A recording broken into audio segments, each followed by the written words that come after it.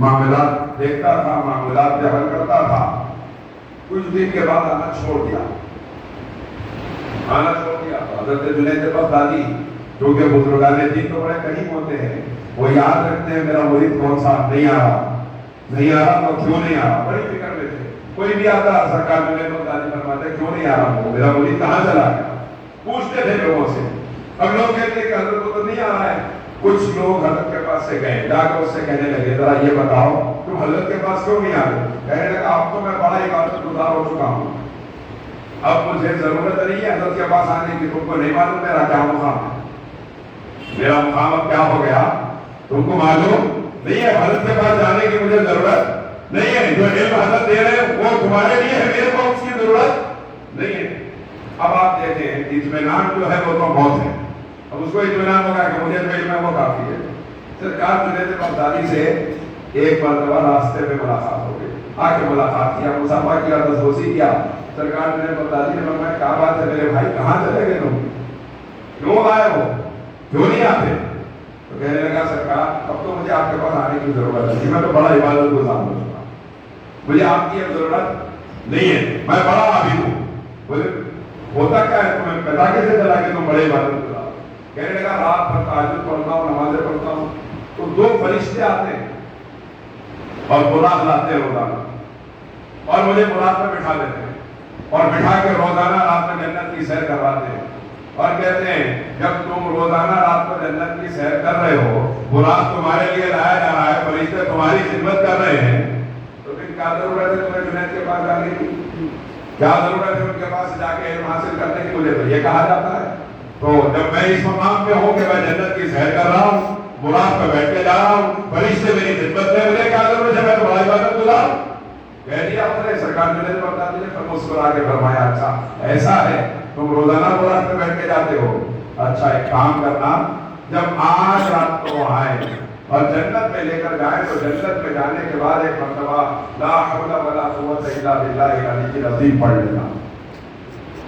اس نے کہا کہ جنت میں لا حول کون پڑھے گا، لا حول کو جہنم کو دیکھ کے پڑھنے کی چیز ہے، جنت میں لا حول کون پڑھے گا، شیطان کو دیکھ کے پڑھنے کی چیز ہے، جنت میں کون پڑھے گا. چلیے سرکار جنید بغدادی نے فرما دیا. اس نے کہا ٹھیک ہے دیکھیں گے. وہ چلا گیا بڑی کم جماتے ہوئے اور اکڑ کے ساتھ کہ مجھے آپ کی تو ضرورت ہی نہیں ہے، میں بڑا عبادت گزار ہوں. اب عبادت گزاری کا لگ گیا کہ میں تہجد گزار، میرے سے اچھا کوئی نہیں. آج کل بہت لوگ ہیں، آج کل اکثریت ہماری ایسی ہے.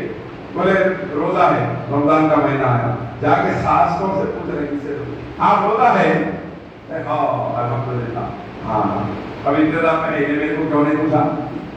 میں اس کو پوچھا اس واسطے کہ انہیں میرے کو پوچھنا پڑا تھا. اب انہیں نہیں پوچھ رہا، بیچے میں پھر پوچھ رہے آپ روزہ الحمدللہ، ارے آپ بھی ہیں، ہاں میں بھی ہوں الحمدللہ. اب ایسا نہیں کہا روزہ قبول ہو گیا، لوگوں کو معلوم ہو گیا میں روزے دار ہوں، روزہ قبول ہو گیا. نہیں تو کیسا قبول ہوتا تھا، پبلک کو معلوم ہوا تو قبول ہوتا. تو ایسا مزاج ہے ہمارا. نماز کیسا قبول ہونا ہے، ارے صبح میں فجر پڑھ کے چائے پی رہا تھا، خالی چائے پی رہا تھا نہیں بولتے، فجر پڑھ کے چائے پی رہا تھا. تو فجر پڑھا میں معلوم ہے تمہارے کو فجر پڑھا، یہ بتانا ضروری رہتا. بعض ایسے رہتے تہجد پڑھتے ہیں کبھی تو لوگوں کو بولتے ہیں میں تہجد کے بعد سوتے ہی نہیں نا، جبھی تمہارا میسج آیا رات میں تہجد پڑھ کے دیکھ لیا. تو یہ مزاج بن گیا ہمارا. یہ نہیں بولتے ضرورت کو جاتے جاتے اٹھاتا فون دیکھا تو تمہارا میسج مل گیا، نہیں تہجد پڑھا بڑے بعد تمہارا میسج دیکھا.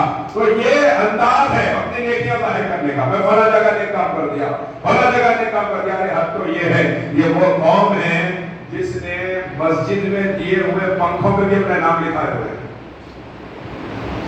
صحیح ہے کہ غلط ہے؟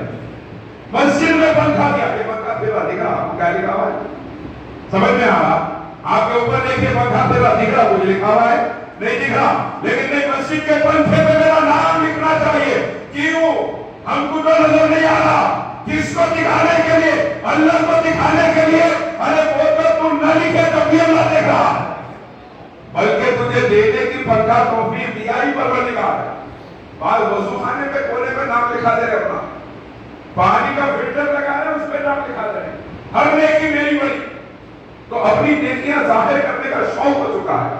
اس کے درمیان میں ایک بات آ رہی ہے آپ کی خدمت میں، تو وہ بھی سرکار جنید بغدادی سے بتا دے رہے. سرکار جنید بغدادی فرماتے ہیں کہ اخلاص کی جو دولت مجھے ملی ہے، وہ کیسے ملی؟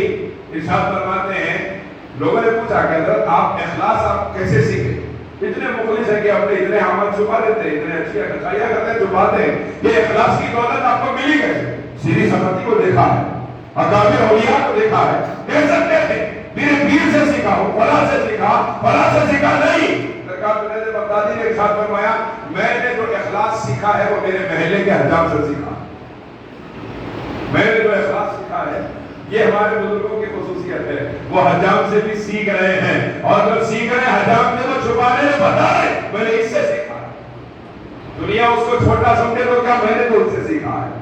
آپ دیکھیے ہمارے بزرگوں کا اخلاص کیا ہے، ان کا معیار کیا ہے، وہ اپنے آپ کو عبادت اللہ جانتے نہیں، وہ کہتے ہیں میں بڑا نہیں، جس سے میں نے سیکھا ہے اس کی شان بیان کر رہا ہوں۔ لوگوں نے پوچھا حضور اتنے بڑے بڑے اولیاء کو دیکھا اور آپ فرما رہے کہ میں نے اخلاص حجام سے سیکھا، وجہ کیا ہے؟ ارشاد فرماتے ہیں سرکار جنید بغدادی رحمۃ اللہ علیہ کے ایک مرتبہ میرے بال اتنے بڑھ گئے کہ شریعت کی جو حدود ہے اس سے زیادہ بڑھ گئے۔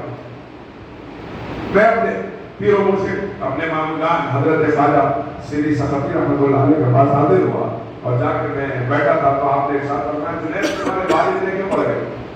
میں نے کیا حضور کٹوانے کے لیے پیسے نہیں ہیں میرے پاس، حالات بہت خراب ہے، پیسے نہیں ہے کٹوانے کے لیے۔ ارشاد فرمایا ٹھیک ہے جاؤ حجام کے دروازے پر جاؤ تو صحیح، اللہ انشاءاللہ انتظام فرما دے گا۔ جب آپ نے یہ فرمایا جنید بغدادی فرماتے اب تو جانا تھا حجام کے دروازے پہ کھڑے ہونا تھا، یقین تھا پیر نے فرما دیا انتظام ہو جائے گا تو پھر انتظام ہو کے رہے گا۔ سرکار جنید بغدادی فرماتے میں گیا اور جا کے بیٹھا رہا دروازے کے سامنے۔ حجام آیا مجھے دیکھ کے پوچھا کیا بات ہے؟ میں نے سلام کیا، اس نے جواب دیا، میں نے کہا کہ آپ بزرگوں کے بال کاٹتے ہیں پیسے لے کے کاٹتے ہیں؟ اس نے کہا